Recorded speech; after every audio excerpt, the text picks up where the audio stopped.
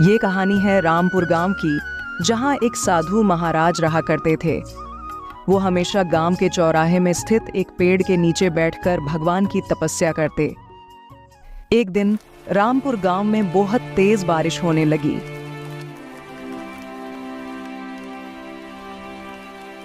जिस वजह से गांव में बाढ़ आ गई और सारे घर पानी में डूबने लगे।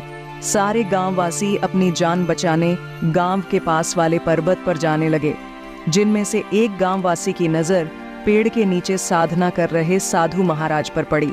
वो गांववासी सोचने लगा, इतनी कठिन परिस्थिति में भी ये साधु महाराज भगवान की तपस्या कर रहे हैं, इन्हें अपनी जान नहीं बचानी। साधु महाराज, पूरा गांव बाढ़ में पानी से डूब रहा है और आप यहाँ बैठे हो। चलिए मेरे साथ पर्वत पर चलिए। सारे गांववासी अपनी जान बचाने पर्वत की ओर जा रहे हैं। साधु महाराज बोले, अरे मूर्ख, मैं दिन रात भगवान की तपस्या में लीन रहता हूँ, भला मुझे क्या होगा। चलो जाओ यहाँ से। ये सुनकर वो गांववासी वहां से चला गया। बारिश अब और भी तेज हो गई और धीरे धीरे बाढ़ का पानी साधु महाराज की कमर तक आ गया।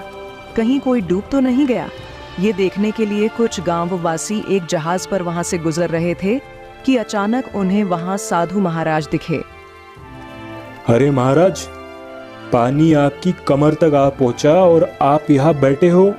चलिए हमारे साथ चलिए और अपनी जान बचाइए। साधु महाराज बोले, नादान, भगवान का चहेता हूँ मैं, भगवान खुद चलकर आएंगे मुझे बचाने। ये सुनकर वो गांववासी भी वहां से चले गए। कुछ ही देर में पानी साधु महाराज के गले तक आ पहुंचा।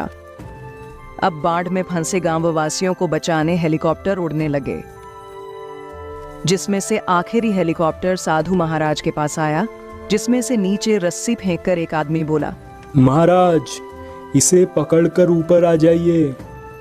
ये आखिरी हेलीकॉप्टर है, इसके बाद आपके पास बचने का कोई रास्ता नहीं है। श्रीमान, आप चले जाइए यहाँ से, भगवान खुद आएंगे मुझे बचाने, मुझे पूरा भरोसा है। ये सुनकर वो आखिरी हेलीकॉप्टर भी वहां से चला गया। थोड़ी ही देर में पानी और बढ़ गया, जिससे वो पेड़ डूब गया और साधु महाराज की पानी में डूबने से मृत्यु हो गई। मृत्यु के बाद साधु महाराज के भगवान से दर्शन हुए। साधु महाराज बोले, हे परमात्मा, मैंने सारा जीवन आपकी तपस्या की, जिस कारण मुझे पूरा भरोसा था कि आप मुझे बचाने आएंगे, लेकिन आप नहीं आए और मेरी मृत्यु हो गई। हे परमात्मा, आपने मेरे साथ ऐसा क्यों किया? मूर्ख, मैं एक नहीं बल्कि 3 बार तुम्हें बचाने आया था। याद करो वो गांववासी, वो नाव पर बैठा शख्स और वो हेलीकॉप्टर। मैं 3 बार तुम्हारी जान बचाने आया, लेकिन तुम मुझे नहीं पहचान पाए। इस कहानी की तरह ही हमारे जीवन में परमेश्वर हमें कई अवसर देता है, पर पता नहीं हम किस घड़ी का इंतजार करते हैं और उस अवसर को गवा देते हैं।